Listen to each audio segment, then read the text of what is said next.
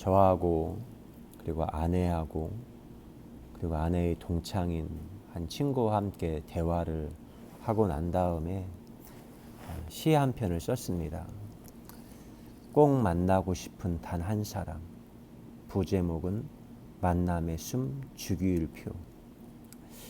당신 꼭 만나고 싶은 사람 누구세요? 유시민입니다. 당신은 누구세요? 20살의 나입니다. 친구야, 넌 누구니? 첫사랑이지.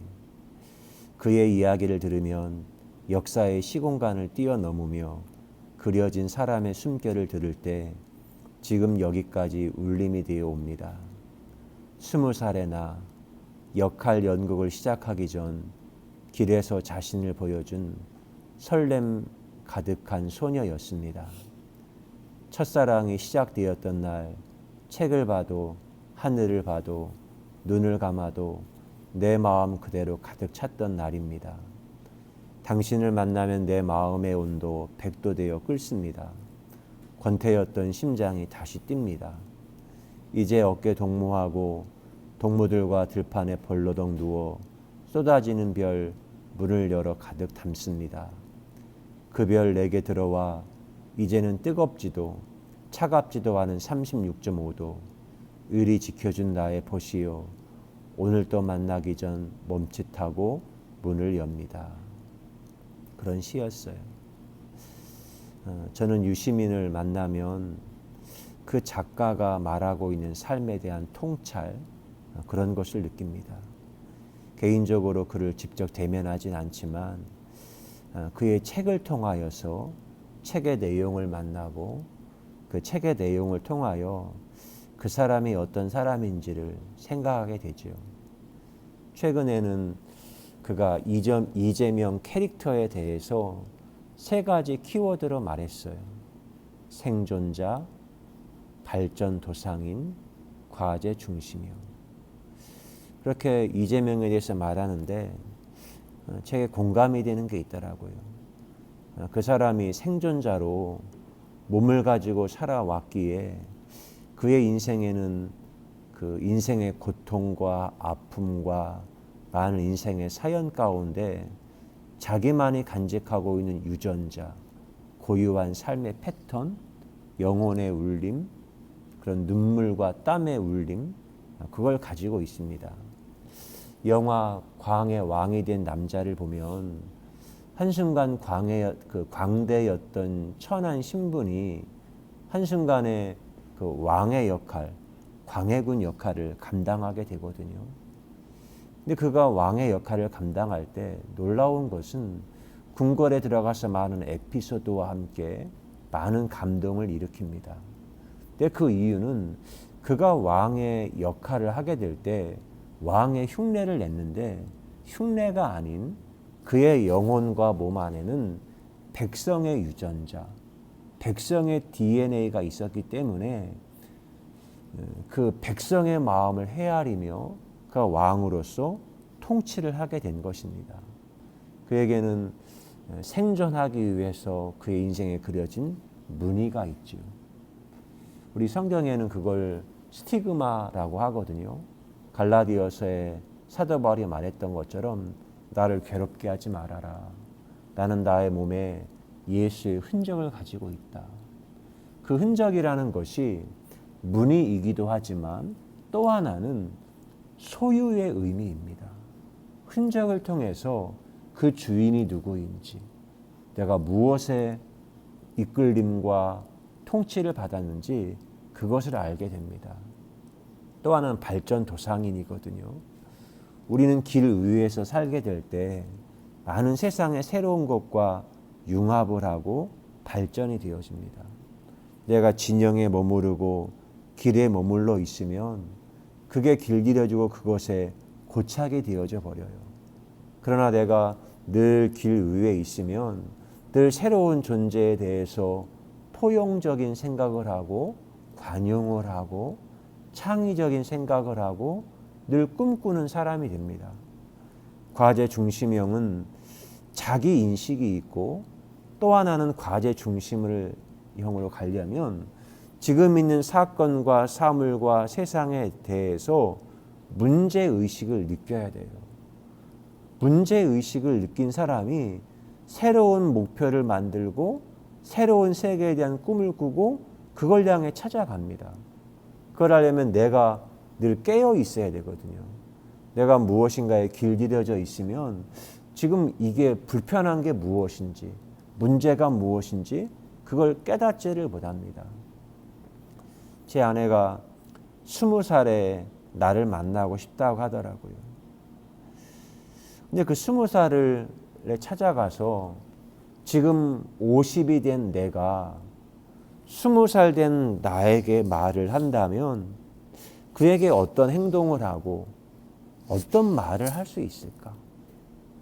때로는 20살인 내가 50살이 된 나에게 또 말할 수도 있겠죠. 그렇게 시간 여행을 하며 서로가 서로에게 시간을 뛰어넘어서 소통하게 될 때 새로운 시선으로 내 삶을 바라볼 수 있습니다.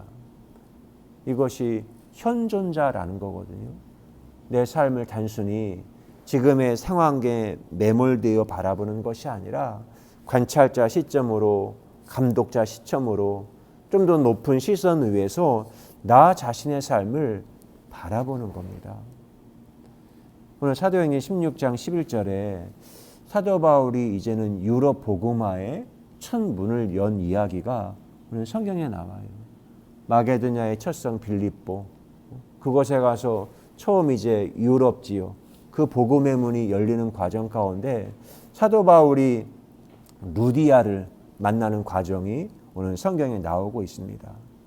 그 성에 딱 갔을 때 바울이 안식일, 시간이 됐어요.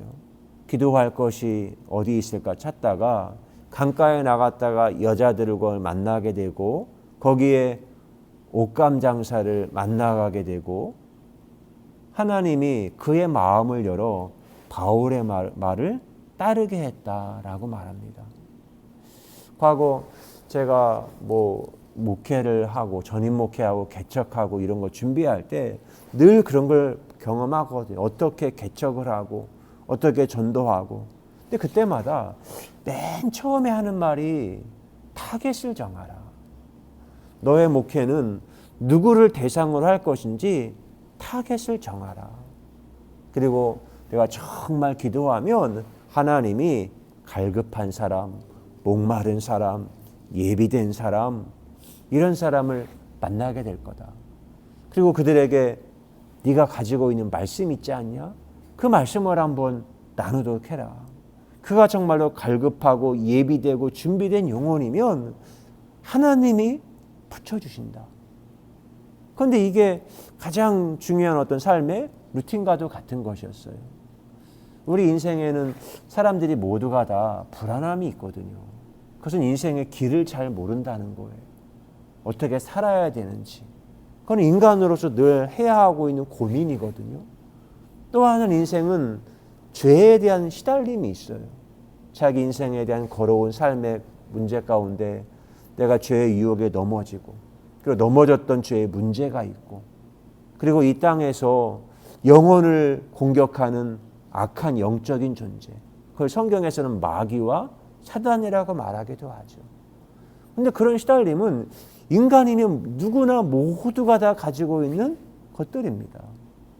근데 그런 것들에 대해서 성경으로 이렇게 진단하고 이렇게 말하게 되면요, 듣는 사람이 공감을 하고 동의를 하게 되면 그것이 바로 신뢰가 되는 거예요.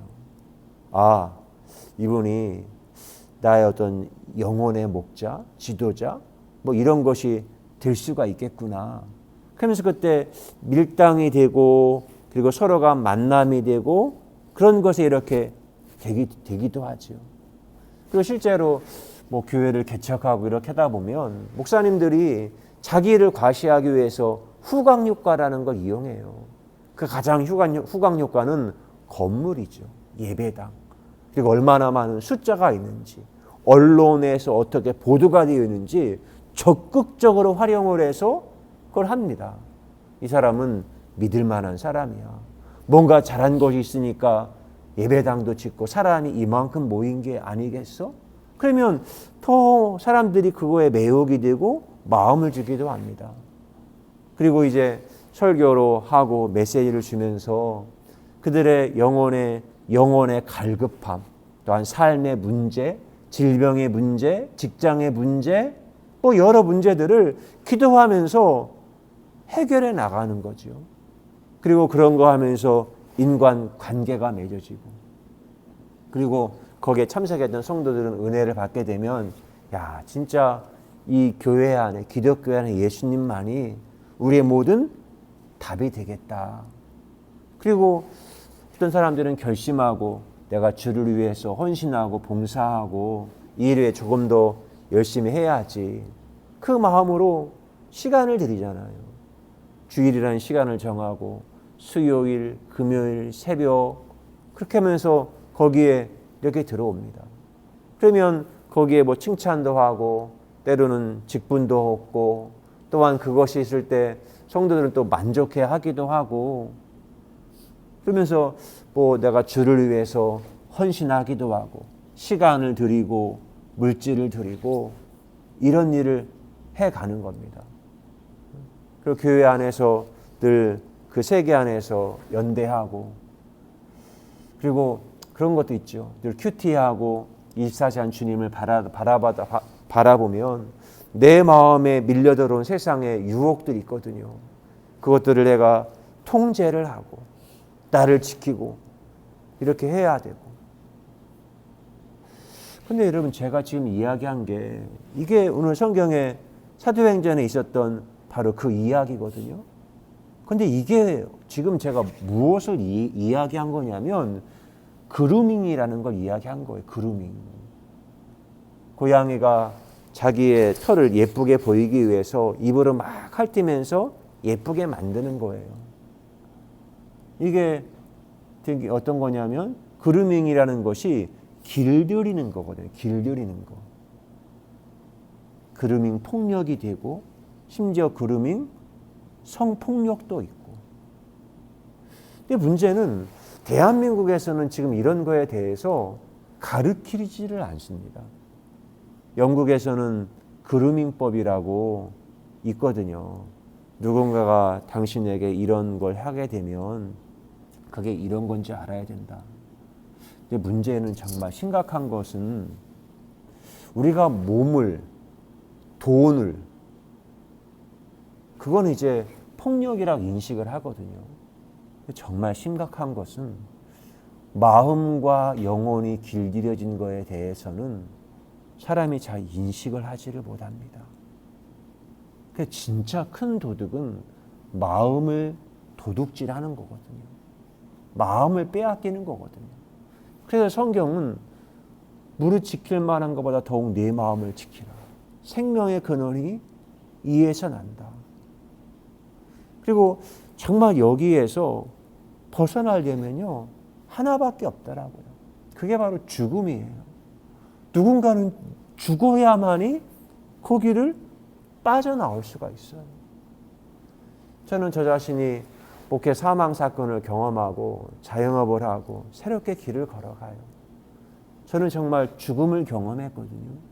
그리고는 이렇게 좀 먼 시각에서 현존자가 되어서 관찰자 시점, 감독자 시점으로 이렇게 좀 더 높은 시선으로 바라보는 겁니다.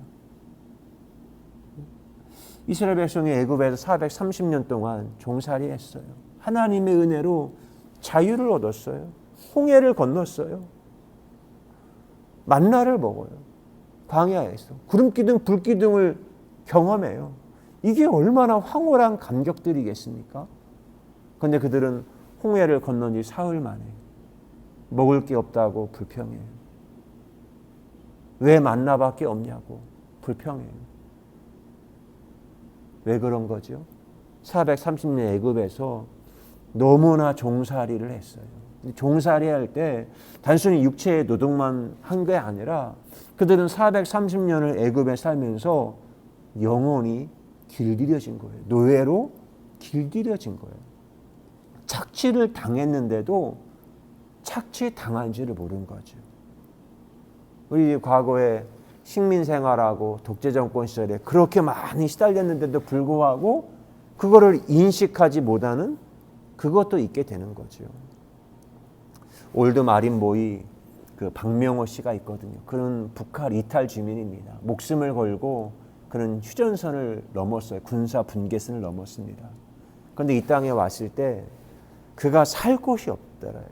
이 대한민국 이 땅. 그래서 그가 배운 것이 그 머구리, 이 장비를 하고 수심 30m 밑으로 들어가는 거죠.